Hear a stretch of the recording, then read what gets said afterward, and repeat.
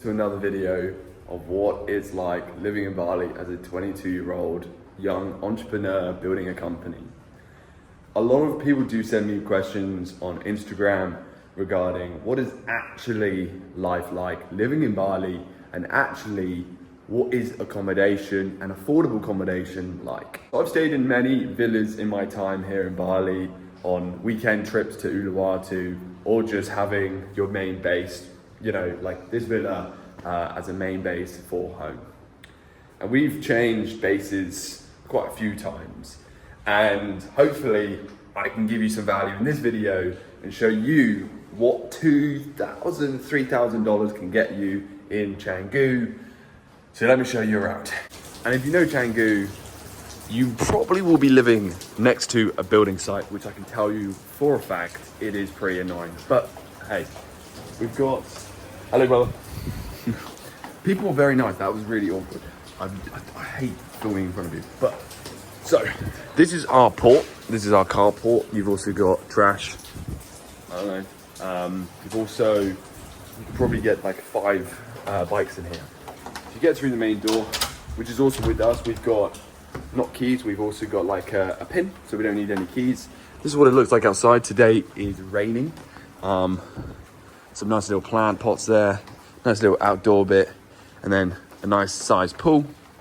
And then just a lot of concrete, I'll be honest. And then this is what it looks like from outside. But what I'm gonna do is I'm gonna go down here. And you might be coming to Bali, or you're watching this video because you're an entrepreneur wanting to move to Bali for a few months, get sort of your grind season going, which I probably would recommend. But maybe you're just coming on holiday, which is awesome. And you wanna know what it looks like. And affordability is really important. So this is a little, I don't know, socializing room. We've also got speakers all around the house. As you can hear, I think you might be able to hear the building site actually as we speak, which is very annoying. But we can come out here, you can see down into the kitchen and living room. Let me just try, my room is locked. I won't be showing you other people's rooms because I don't think that's fair. Ow. But I must go into my friend's room to go into the house because my room is locked. But all the rooms are the same, so I'll only show you my room. But so now we're up the top, looks like this. All the finishes, I'll be honest, some of the finishing is a bit average. Like you can see here, like if this was I don't know, a place in sort of Western country, you can imagine like it being a bit more crystal clear.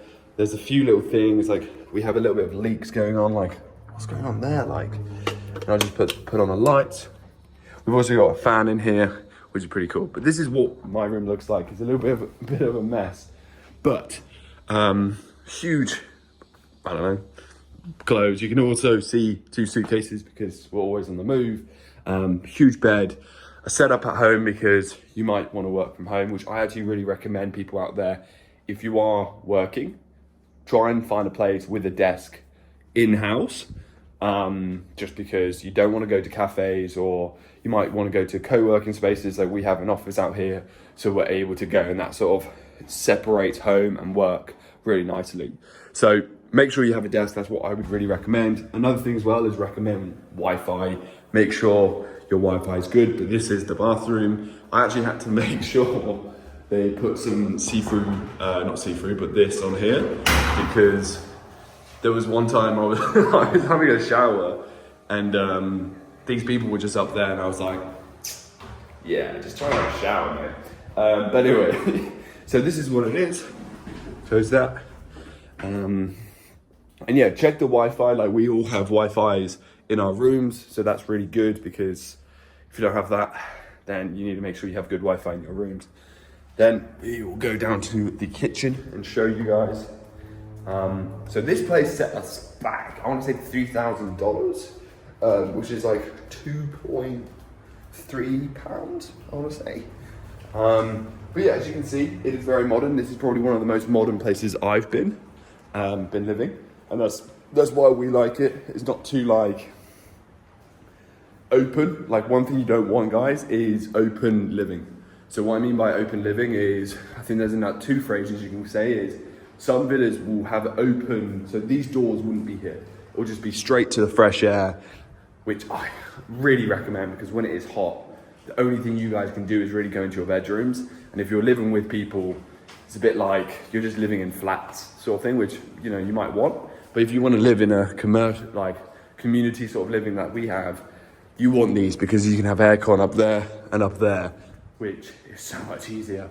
And then we've also got a really modern kitchen. I've personally never used stuff like this because, of course, it's cheaper to order on Grab than actually make it, right?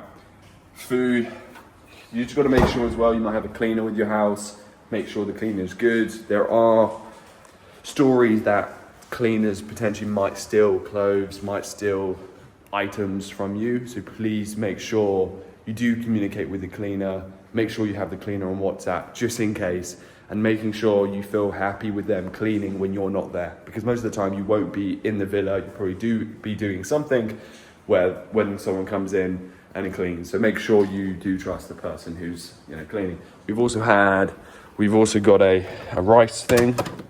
Well, that's pretty cool. One thing as well which I found is when we moved in, every time I would put like food on the kitchen, because sometimes, yes, I did like cook a little bit, to be fair, but like this is what I've got in here. But there'll be things which some reason ants will smell it or whatever with their strong senses, and they will literally, like we had loads of ants coming from here, coming right down and like all over my food that I bought, and I was like, oh, for goodness sake. So that's one thing you want to make note. We've also got a coffee machine, I want to say. Yeah, I don't drink coffee really, but making sure you have a modern kitchen, I think, is probably what the best phrase would be.